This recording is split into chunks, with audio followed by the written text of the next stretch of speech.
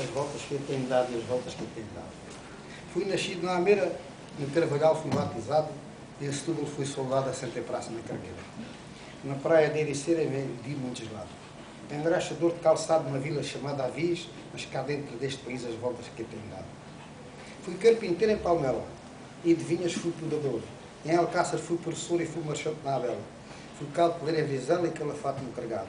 Em Montemor fui focado de sacristão em Vila de Rei, por isso é que eu já não sei as voltas que eu tenho dado. E fui oleiro em Berinjela, mas em Beja fui pastor. Fui retratista em Alvura e fui mineiro em Alvestrela. Contrabandista em Souzela, embora eu fui enganado. Eu fui poeta afamado nas regiões do Navante, mas cá dentro do continente as voltas que eu tenho dado. Em Nazaré fui pescador, vendi jornais em Lisboa, em Vila Nova de Foscoa eu fui artista e ator. Em Coimbra fui doutor, em Santarém advogado.